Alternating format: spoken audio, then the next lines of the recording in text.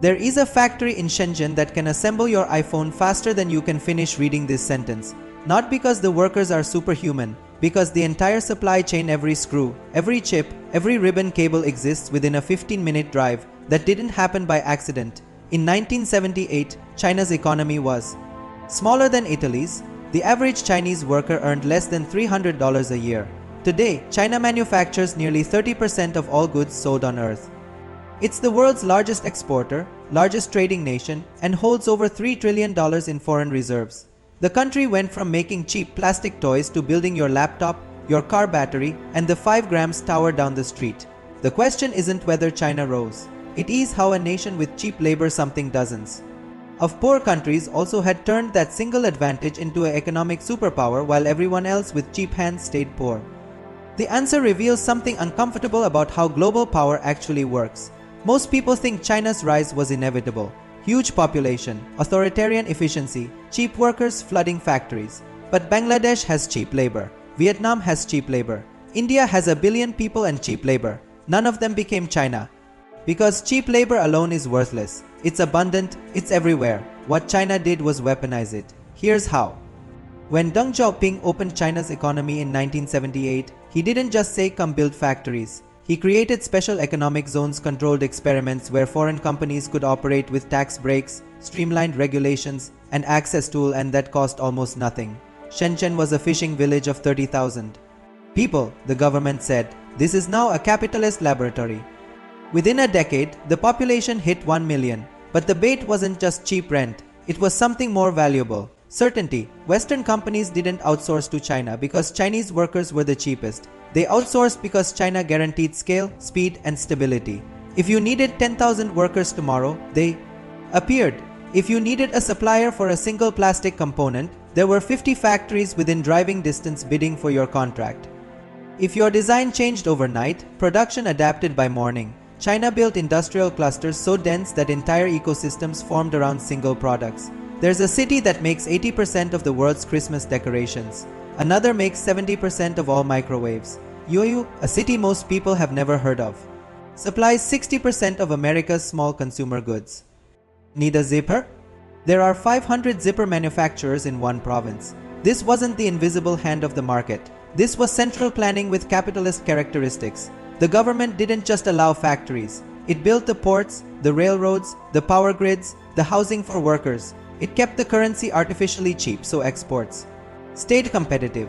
It ignored environmental rules, labor protections, intellectual property laws, anything that slowed production. And it made a deal with foreign corporations that seemed win-win at the time. Bring us your technology, teach our workers, and we'll make your products cheaper than anywhere else on earth. Walmart loved it. Apple loved it. Every shareholder in America loved it. Then something unexpected happened. Chinese companies stopped being just the factory, they started becoming the brand. In the early 2000s, if you bought something made in China, it was cheap junk. Toys that broke, electronics that sparked, t-shirts that shrank. The phrase itself became a punchline. But Beijing wasn't insulted. They were learning. Every iPhone assembled in China taught Chinese engineers how Apple designs products. Every BMW built in a joint venture taught them German manufacturing precision. Every Boeing supplier contract taught them aerospace-grade quality control. The West thought it was renting Chinese labor. China thought it was attending the most expensive university on earth, and someone else was paying tuition. By 2010, Chinese companies weren't just copying, they were innovating. Huawei went from knockoff phones to building 5 grams infrastructure that rivaled Ericsson. BYD went from making batteries to becoming the world's largest TV manufacturer, outselling Tesla in 2023. DJI didn't copy drones, it invented the consumer drone market and now controls 70% of it globally. The cheap labor model had evolved. China moved up the value chain while keeping costs low enough that no one could compete.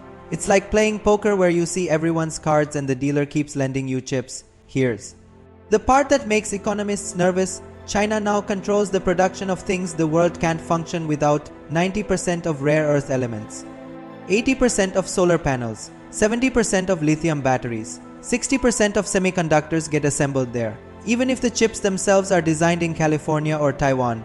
During COVID, when China locked down, global supply chains collapsed. Car factories in Detroit shut down because they couldn't get a $5 chip made in Guangdong. Hospitals ran out of masks. Amazon ran out of everything. The world discovered it had outsourced not just manufacturing, but resilience. And China knows it. In 2018, when the US launched a trade war, slapping tariffs on Chinese goods, Beijing didn't blink. It targeted American soybeans, aircraft, and semiconductors with surgical precision. It banned rare earth exports to certain companies. The message was clear: you need us more than we need you, which raises the obvious question: can anyone actually compete with China now? Countries are trying. The US passed the CHIPS Act, spending billions to bring semiconductor manufacturing home. India is pushing its Make in India campaign. Vietnam is absorbing factories leaving China. Mexico is benefiting from nearshoring. But here's the problem. It took China 40 years of coordinated industrial policy, infrastructure, investment, worker training, and subsidized everything to build what it has. You can't replicate that with a 4-year election cycle and free market ideology. And even if you could, China isn't standing still. It's investing $300 billion into semiconductors. It's leading in AI patents. It's building ports and railroads across Africa and Asia through the Belt and Road Initiative, creating the next generation of cheap labor markets, ones it will control.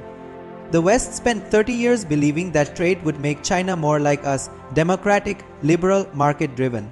Instead, China used trade to become more like itself, powerful, strategic, unapologetic.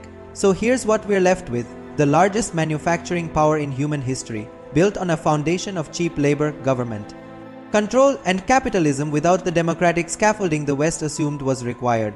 A country that proved you don't need freedom to build iPhones. You just need organization, ambition, and everyone else's short-term greed.